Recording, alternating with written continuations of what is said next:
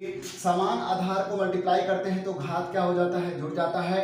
अगर समान आधार वाली दो संख्याएं हैं, अगर भाग दी जाती हैं तो जो घात होते हैं उसको माइनस कर दिया जाता है। और कोई भी संख्या हो उस पर 0 पावर होता है तो 1 हो जाता है। और देखिए एक ही आधार पर डबल घात a पावर m उसके पावर में n है, इस तरह के डबल घात है तो मल्टीप्लाई कर दिए जाते हैं। आइए हम इस पर आधारित प्रश्नों को कर लेते हैं। पहला प्रश्न है, देखिए 2 पावर 5 गुणे 16 पावर -2 भागा 2 पावर -3 है, इसको सॉल्व कैसे करेंगे।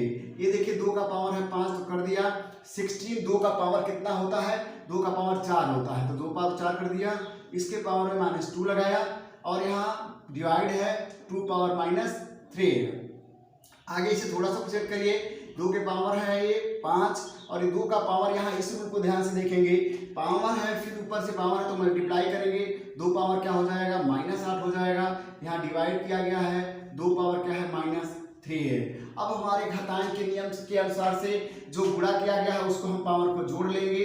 तो यहाँ पर देखिए ध्यान से 2 का पावर 5 हुआ, इसमें हम जोड़ेंगे -8 और घटाएंगे -3। जो डिवाइड है यहाँ पर समान आधार है तो पावर को घटा लिया जाता है। तो 2 के पावर में देखिए क्या मिला हमको 5 - 8 हो जाएगा और ये डबल माइनस है, ब्रैकेट के बाहर और अंदर है तो ये हो जाता है +3। फाइनली क्या आ जाता है 2 का पावर 5 3 8 -8 0 हो जाता है। तो 2 का पावर यदि 0 है तो इसका आंसर होगा 1। तो इसका आंसर क्या आ जाएगा 1। अब जैसे ही दूसरे प्रश्न को देखिए ध्यान से, इसको करने की कोशिश करते हैं। तो यहाँ पर दो संख्याओं का गुणा किया गया है, पावर लगाया गया है।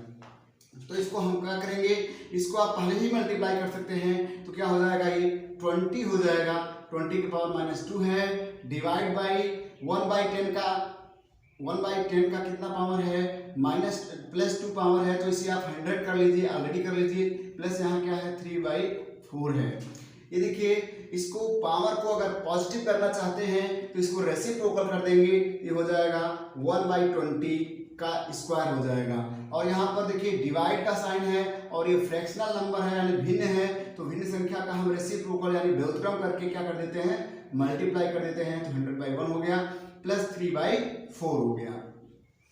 1/20 यानी 1/20 स्क्वायर है तो 20 का स्क्वायर केवल करना होगा आपको। ये कितना होता है 400 होता है, इंटू यहाँ पर क्या हो जाएगा 100 हो जाएगा।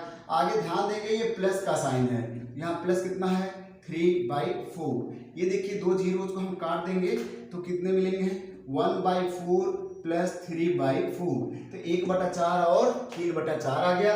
1/4 और 3/4 को आराम से आप जोड़ते हैं क्योंकि हर समान है, 3 1 4/4 हुआ और 4/4 को काटेंगे तो क्या आंसर आएगा 1 आ जाएगा। इस तरह से ऑप्शन इसमें भी सही हो जाएगा।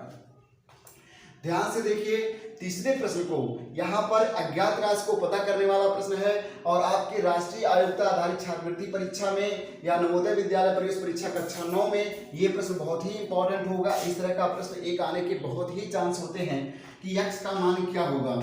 तो इस तरह से हम ध्यान से देखते हैं तो समान आधार करने होते हैं, बायां पक्ष और दायां पक्ष में समान आधार करने की कोशिश करेंगे। तो यहाँ पे 4 का पावर कितना है 2x + 1 है और 64 4 का कितना पावर होता है, तो 4 गुणे 4 गुणे 4, 4 चौको 16 चौको 64 यानी 4 का पावर 3 होता है। यदि आधार समान होते हैं तो हम क्या करते हैं, घातांकों को बराबर कर देते हैं।